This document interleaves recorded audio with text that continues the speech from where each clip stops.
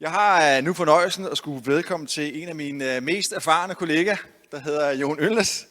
Og han er Signicats Tribe Lead på Sign og Trusted Service.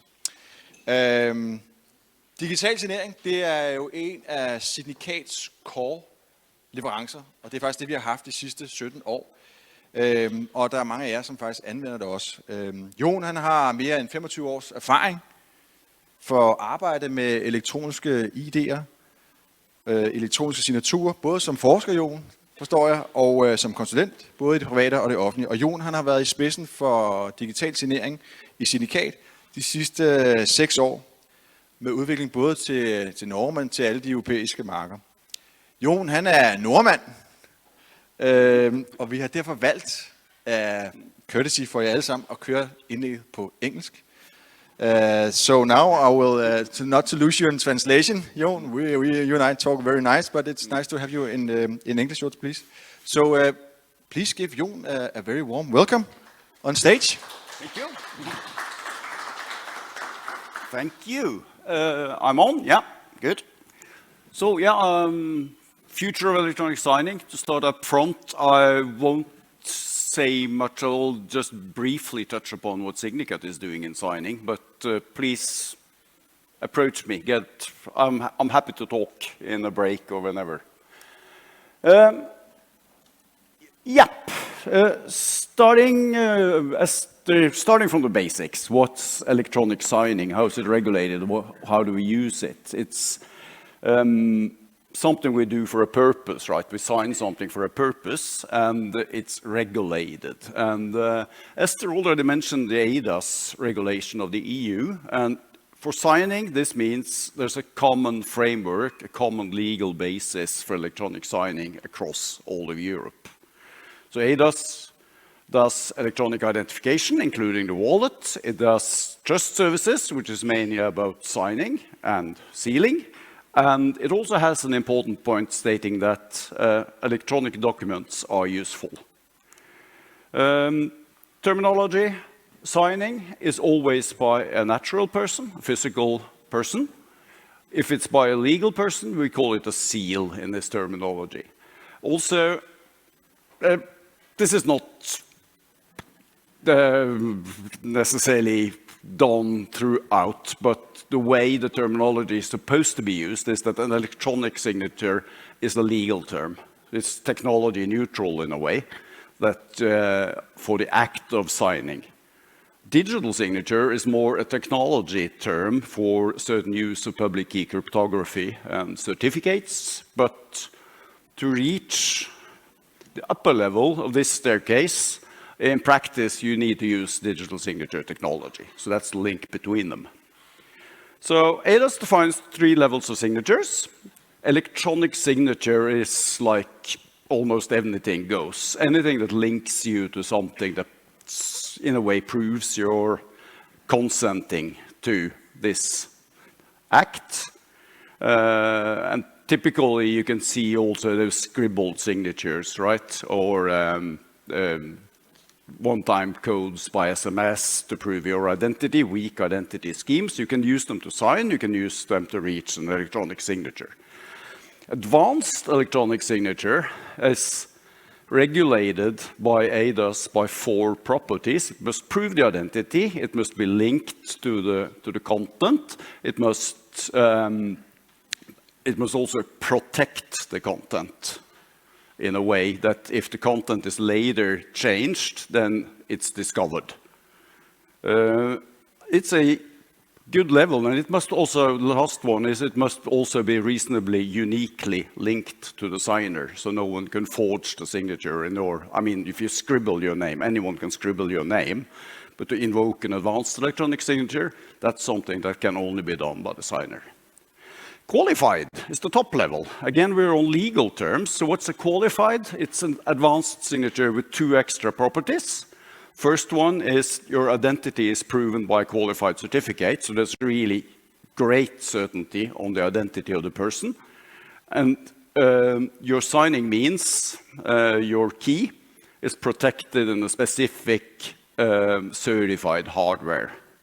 And that means this sole control, that this user is the only one that can activate the signing, is extra enforced compared to just the advanced level. And ADAS gives certain legal properties to the qualified signature. The legal presumptions of signatures in Europe, well, an electronic document shall not be denied legal effect. Maybe it's obvious to most of us in the Nordics that, of course, you can use an electronic document. It wasn't like that in all European countries before ADAS. On signing, it's quite important to state that an electronic signature shall not be denied legal effect just because it's in electronic form and it's not qualified. So what it means, all signatures are useful in a given context. Are useful, but it depends on the context, I should say, what you can use or not. Qualified electronic signature, the top level, has given the legal status that it shall always be able to replace a handwritten signature. So you can always use a qualified signature, but if nothing specific is stated, you can use on one of the other levels as well. And the cross-border aspect, qualified signature made in one EU member state is recognized as qualified all over. So that's part of the internal market. Given all that, there are sometimes some misconceptions. I know we should tidy up our own documentation, I think also when stating we create legally binding signatures. Okay, yeah. But as a starting point, any electronic signature is binding, right? Because no signature can be discarded or should be discarded just because it's electronic signature. It's not qualified. Except when there are some specific requirements. I'll get back to that. Legal binding of any signature could be disputed. If I'm tricked, fooled, threatened into producing a qualified signature, and I managed to convince the court that that was the case, of course the qualified signature is not legally binding. But it's guaranteed compliant, but it's not guaranteed legally binding. And this leads actually to I think I'll do this one first, actually. How do you select the level of signature to use? There can be legal requirements. There can be something stated that in the law that you can only do this using a qualified signature. In that case, of course, you need to adhere to it. But in many cases, it's up to your risk assessment. What do I need? Imagine I need to take this agreement, this document to court in the dispute between the person that presumably signed the document. So it's a risk assessment. What's good enough for the purpose? What fulfills my risk? And then also, it's a good user fit for the process. It works. It's a good flow. So you don't get to the situation where people don't sign because this is too complicated. It doesn't work, right? So what I would say, all three levels could be relevant. We state that advanced is a really good, secure, practical level, but you need qualified if it's required by law, or you need to you can use qualified if it's easily available as well. If I try to go back to the previous, yep. This points at a very important fact on use of signatures, and that is the ADAS only regulates these levels, electronic, advanced, qualified. But it doesn't say anything about your particular use case. If you want to sign in a particular context, it doesn't set the rules that, for this context, you need this level of signature. This is governed by sectorial rules. And there are actually surprisingly few EU directives or regulations that state something that's valid for all of EU. In practice, this is down to national law. As an example, if I want to sign up an employee contract, I signed up for a new job. And many European countries there are hardly any requirements at all. You don't, in practice, you don't need to sign it, maybe the scribbled one or whatnot. Few requirements. But if I want to sign up for a job in Estonia and sign that document electronically, I need a qualified signature. I need to produce a qualified signature. And this, as it says at the bottom, it creates cross-border challenges, because if I from Norway want to sign up for a job in Estonia, a qualified signature is not easily available to me in Norway. It's not like something I can, up until quite recently, I couldn't even do it. Now there are some opportunities, and we're working to make it better. But there are different rules in the different member states for the same purpose. Nordics, this is a region where we are not that focused on the qualified signatures. I don't think there are any, at least hardly any requirements in any Nordic countries, maybe except Iceland, that requires a qualified signature to do something. And this is also why we use the advanced electronic signature level to a large degree for everything that goes on in the Nordic countries. But there is some movement desiring to move towards qualified, because at least it gives a legally more certainty. You could say it's better from a risk perspective, but it's also like it enables the cross-border cases, so you don't have to bother about, this is good enough in Denmark, but I want to take it to Lithuania, it's not good enough. Most cases are national. Cross-border will increasing in importance. So there will be a bit more higher demand for qualified. So what do? Well, we have a vision or guideline for what we do in signing, saying sign documents by any verified identity, smooth flows, covering multiple signers and document, and providing also preservation and validation of signatures. This is what we do. And the circle there says that we are stepping up to, whenever there is a requirement to sign via qualified signature, that qualified signature shall be available. So our customer will, in the quite near future, be in a situation where I require a qualified signature for Lithuania. Previously you couldn't get it, now, yeah, you can. Maybe it's a little bit more awkward, but it works at least. What happens outside of the EU if you go further ahead, right? EU is only a small part of the world. There's a strong difference between the approach in the EU and the US. EU, we see this focus on, it's the strength of the mechanism. It's electronic, advanced, qualified. Qualified is really strong, right? This is, you can trust it. US has another focus, which is actually not present in eIDAS, and that is you need to prove the intent of what happened. You need to really show that this person intended to sign, and if you get that in place, any mechanism can do. So US, you have one level. It's nothing like advanced or anything, it's just electronic signature. Globally, we see others over there. Many countries around the world adopt the EU scheme. So there are many countries that have similar laws to eIDAS, but it's not a legal cross-border guarantee there. It's not like a Turkish qualified signature is automatically accepted as a European qualified, but they have the same legislation. There is a model law. UNCITRAL is a EU agency on legal matters, and they prepared a model law. So a country that wants to implement an electronic signature law, they could use that as a basis to get some sort of international leverage. And this is more equal to the EU style. So international, I would say the EU style is the predominant way of doing it, but it's not the only one. We mentioned, we like to say we combine both.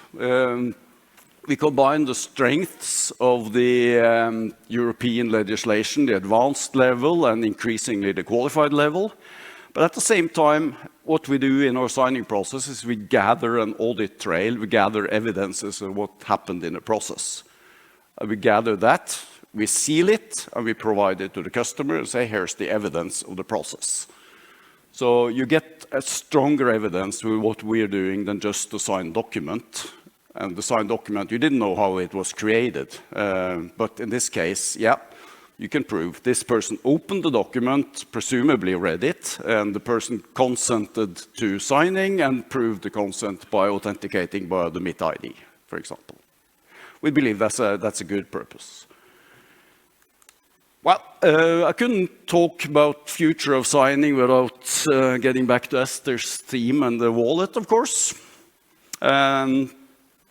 So it's clear from the legislation, stated clearly, that any EU wallet shall enable the user to sign using qualified signature.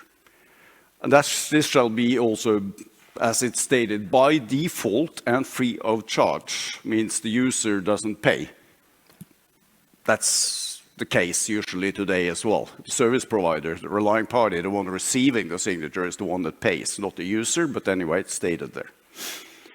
So whenever, or if it's an if, the EU wallet is generally deployed, then everyone will have qualified signature. So that's a much easier situation, of course. And you could say to someone, you need a qualified signature, well, go get yourself a wallet, and you can be able to sign. And we are leading the signing activities in both these pilots we're in both NOBID and EWC. We are in lead and in charge of the activities on signing, so we're on top of it. And Esther mentioned, there are wallets available in EWC already. We plan to demonstrate use of them for signing late Q3, early Q4 this year. I think we can do it. It won't be qualified signature in the first run for compliance reasons, but it will be the same setup, so we can show it. I think it's, if you look at future of signing, I think it's important, this mix we also have on how to prove your identity, because some will sign by the wallet and some will use other means for signing in the same process. There are multiple signers, which is a common case, right? So it needs to go together and fit together. It's not like it's going to be only wallet. Or maybe, we have the outcome scenarios. We ran a webinar on that. It's available from Signicat pages as a recording, where we looked at and discussed the interplay of the wallet with existing EID solutions, and also risk scenarios and possible outcome scenarios from the wallet. Well, of course, what the Commission wants, what countries want, is this is a success, right? By 2030, 80% of the European population has a wallet. That's one hairy goal, you could say. There is a possibility it could fail. It will be there. For sure it will be there. There will be an offer in each and every member state. It could be that no one wants it and we use other means. It could be a partial success. It could be a success in Romania, but not in Germany. Or it could reach a fairly good level. We don't know yet. There are certain outcomes there, but we must be prepared for all of them, and we must be prepared to handle the wallet for signing, both as the signing means and in combination with others. So we're stepping up again. We say we can sign documents by any verified identity, and that identity can be verified by an authentication means, EID, our own mobile identity solution, or identity proofing using an identity document remotely, for example. Or it could be a third-party signing service, or it could be by the EU wallet. So anyway, what we're trying to do is to map any verified identity we can get by any means to a signature. How do you get to a qualified signature? ETSI is standardizing it, and from ADAS, the revised ADAS regulation, there will be an implementing act referencing standard, saying that if you follow this standard for the identity proofing, you can get a qualified certificate, and then you can get a qualified signature. So to Signicat, this standard is sufficiently important that we raised our hand and say that we provide the editor, yours truly, for this standard. And we set requirements. How can you get a certificate by physical presence, authentication using EID, use of an existing signature, or remote identity proofing using identity document and a selfie video. And important also, revised data says that you can only get a qualified signature certificate by using an EID at level high. And this, yeah, we didn't like it because in most of the Nordic countries, except Norway and Iceland, you use substantial level below. And suddenly, and the Italians got furious because they have their SPID ID on level substantial, and they're issuing qualified certificates and qualified signing all the time. They can't do it anymore because they raised the bar too high. So an important part here is how to specify in the standard how you can do a step up from an authentication by a substantial EID to get to the level required to get the qualified certificate and the qualified signature. We're working also with DIGST in Denmark on this because this is highly relevant for Denmark. Yeah, so this is sign using any verified identity. How do we do it? Signing with a wallet. Well, first step is just we add the wallet or the wallets, because as Esther said, there are multiple. It's not one. There's not one wallet for Europe. There's at least one per country. But we add them to the menu of EID providers we already have, together with the 35 others, and then, well, we can use that identity to sign. And you have also the identity proofing methods on the other side, where we can prove your identity remotely and use that identity to sign. Yeah, it gets a little bit more on the flow side, but first setup is like that. We are the top, the signing service provider. Our customers at the bottom. You want something signed as a Signicat customer, you leave it to us, you call us, transfer the document. Signers contact us, we control the process, we provide the audit trail, as I mentioned, and we use the wallet as an authentication means, calling a remote signing service in the background to add the in overtime qualified signature. And this is, in this case, we just use the authentication capabilities of the wallet. We don't need anything specific built into the wallet, which is an easy start for it. There are also architectures, and I think this will be implemented by quite some member states, and it's part of the roadmap for the wallet development, is that the wallet will control the signer. The wallet, the user is the one that wants to select the signing service to use, the certificate to use, and the way of invoking it. And in that case, it's the same interaction we see, but we'll go via the wallet to invoke and attach the signing service. It's not too complicated, but it's a different protocol and different way of doing it. There are also IDs saying, yeah, this should be completely user controlled. The document should be sent to the wallet, and the user should control it and do everything in the wallet to sign. And we say, it's a good idea, but firstly, you need to read complex documents on your mobile phone. As a service provider, relying provider, if I give you the document, how do I know you don't change it before you signed it? In some cases with multiple signers, if you download the document, you block all other signers until you're done. And I don't know when that is. So downloading and signing in the wallet is also a scenario, but we don't believe it's going to be that useful, at least not for complex processes. So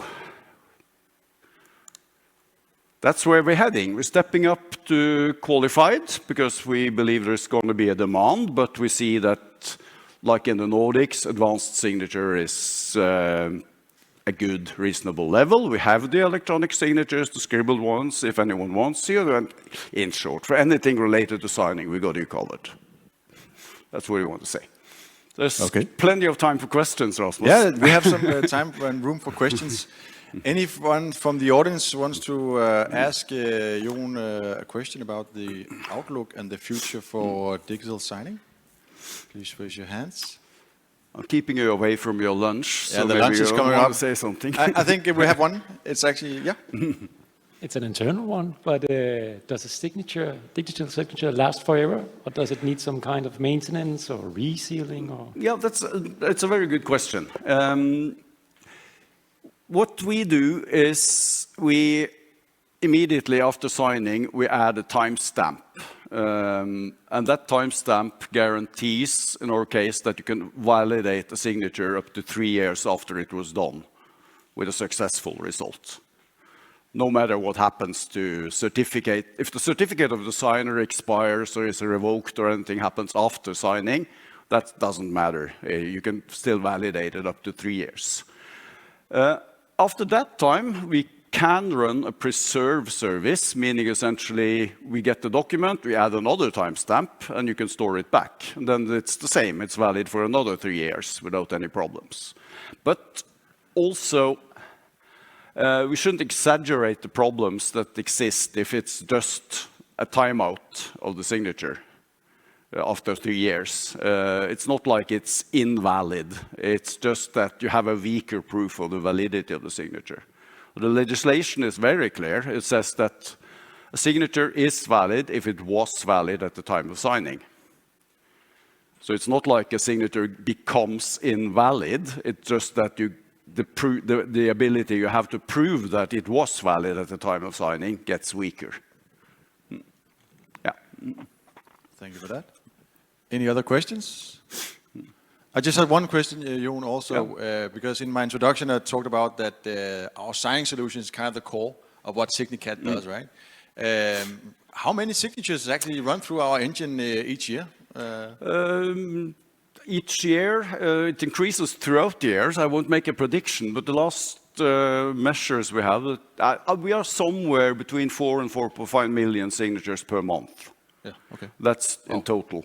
And 90% is via API integration, and 10% is via a portal solution with the more manual procedures. It's quite, and this is, I mean, we want to conquer Europe, right? The potential is exactly. big. We're rebuilding our service platform now to a modern version. We're re-engineering the sign solution to get rid of some limitations we have, for example, and to get a better experience and a component-oriented architecture that makes it easier to extend it and all that. And also including a new EID, I guess, right, for signing purposes like SPID, you mentioned that. That's the Italian one, right? And we are looking upon the Polish one in a minute.